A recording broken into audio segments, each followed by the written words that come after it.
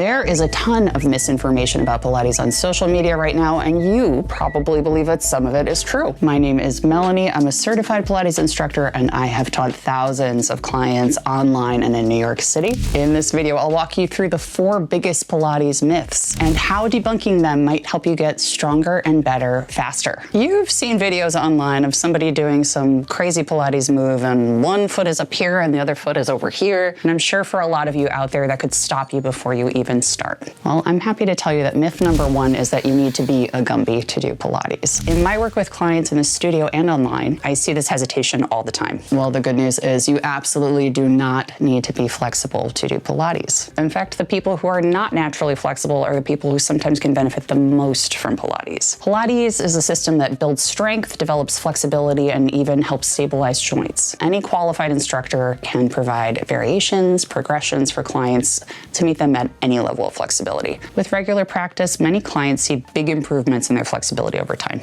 I mean, like, you might not get a gig with Cirque du Soleil anytime soon, but chances are you'll start feeling better and may be able to do some things you'd never been able to do before, which is pretty cool. So in summary, do you need to be flexible to do Pilates? The answer is absolutely not. Pay attention to this next one, because if you believe it, it may be making your workouts less effective. Myth number 2, faster is better. I have some clients who I lovingly refer to as speed demons, and they come in, hop on a reformer, pound out a bunch of reps, and everything feels cool. It's easy. They could do this all day, right? Well, as soon as I cue them to slow down and focus on controlling every movement, guess what happens? Things feel a lot harder. It's suddenly a struggle to get through 5 reps instead of blasting their way through 12. But Melanie, you say, that sounds awful. Maybe, but it's way more efficient. Wouldn't you rather do fewer reps and get the job done well, rather than dozens that barely do anything? A great way to apply that to your Pilates practice is to always slow down the part of the exercise that feels the easiest, which I know it sounds counterintuitive. It might be lowering a leg or letting the carriage come back in if you're on a reformer. But if you don't focus on slowing down and controlling the part of the movement where gravity or the springs might take over for you, you're missing half the exercise. I know if I went to a class and the instructor skipped half of the workout, I'd be pissed, so don't do it to yourself. So let's remember, slow and steady is your new mantra. Debunking this next myth is critical for anybody who likes to be challenged, so keep watching.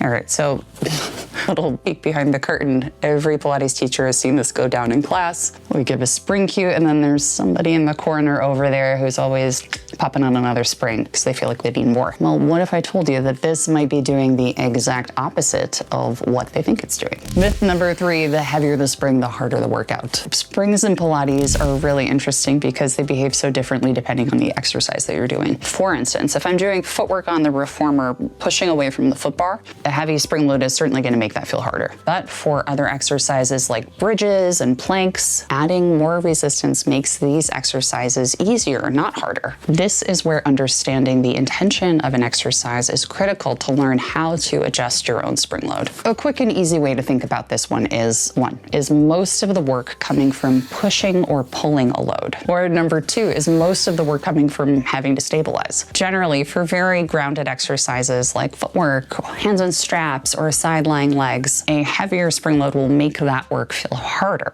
But for exercises that are in less stable positions, like planks, bridges, and some standing work, the springs can actually provide support that helps you do the movements, which means that if the spring load is lowered or even removed, those exercises become a lot harder because the body needs to work even more to stabilize itself. And this is where I really nerd out.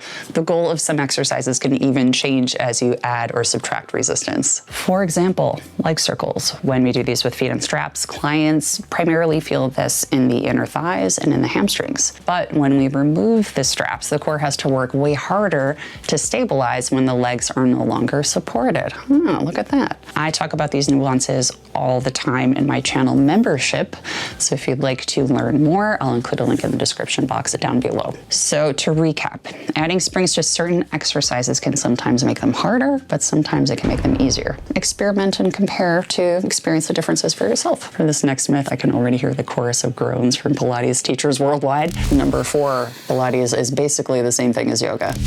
think of that gif of from, what was it, Clue? Of, was it Scarlet? She's like, flames on the sides of my face. I'll never forget when I first started teaching, a coworker at the time asked me, Pilates, it's kind of like yoga but faster, right? An honest mistake, but not really. Now, Pilates and yoga share similar DNA, but they're really different practices. Both do require a deep mind-body connection and also combine movements in coordination with breath, but their approach is really different in a lot of ways. Yoga is a spiritual practice centered around breath and mindfulness, and a big emphasis on holding still poses. It also primarily uses body weight for resistance, which means that the strengthening part of yoga really comes from having to hold your own body weight in these still poses. Now, Pilates, on the other hand, was created as a rehab system. Its main emphasis is on core work, and you've probably heard the term powerhouse, and that's a JP, Joseph Pilates original, wiki. Pilates is all about strengthening, mobilizing, and stabilizing the spine and other joints, and in addition to body weight, also uses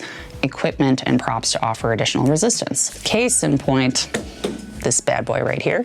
Joseph Pilates did take inspiration from yoga when he created the system back in the early 1900s, and you'll see that influence throughout some of the traditional moves, but there are key differences that make those exercises Pilates instead of yoga. For instance, a bridge in yoga and Pilates look very different, and they also have different intentions behind them. A yoga bridge takes people into a flared rib position, which gets people way into back extension, while Pilates takes people into a really flat line down the front of the torso to increase the abdominal connection. Are you seeing a theme here? I am. And the spinal mobility comes through the rolling up and the rolling down action instead of that static back extension. So are Pilates and yoga the same thing?